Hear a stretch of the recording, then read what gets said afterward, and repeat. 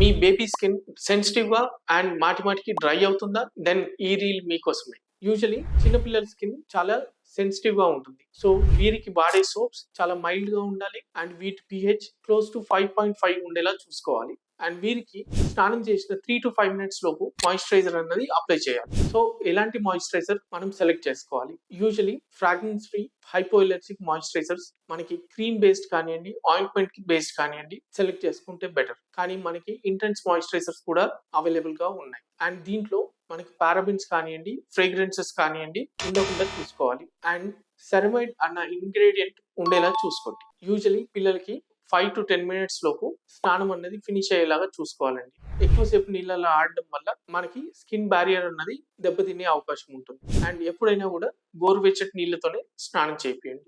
6 months కంటే పైబడ్డ పిల్లలకి sun screens వాడొచ్చండి. కానీ 6 మంత్స్ కంటే తక్కువ ఉన్న వాళ్ళకి సన్ స్క్రీన్స్ అడ్వైజబుల్ కాదు. అండ్ పిల్లల్లో వాడే బట్టలు ఎప్పుడైనా కూడా సాఫ్ట్ కాటన్ క్లాతింగ్ ఉండాలి. అండ్ వీటిని వాష్ చేసేటప్పుడు ఫ్రేగ్రెన్స్ ఫ్రీ డిటర్జెంట్స్ మాత్రమే వాడండి. ఎప్పుడైనా పిల్లల్లో డ్రై ప్యాచెస్ కానివ్వండి, డైపర్ ర్యాషెస్ కానివ్వండి, ఆర్ తలపై పొట్టులాగా కనబడితే దాన్ని అశ్రద్ధ చేయకుండా దగ్గరలో ఉన్న డర్మటాలజిస్ట్ ని కలవండి. దానివల్ల మనం ఇన్ఫెక్షన్స్ ని అవాయిడ్ చేయొచ్చు. సో షార్ట్ గా చెప్పాలంటే బేబీస్ కి గోరువెచ్చటి నీళ్ళతో 5 to 10 మినిట్స్ లో స్నానం చేపియాలి. స్నానం చేసిన వెంటనే మాయిశ్చరైజర్ అప్లై చేయాలి రెగ్యులర్ గా. అండ్ స్మూత్ కాటన్ క్లాతింగ్ వాడాలి. అండ్ ఎప్పుడైనా ర్యాషెస్ కనబడితే దగ్గరలో ఉన్న డర్మటాలజిస్ట్ ని కలవాలి.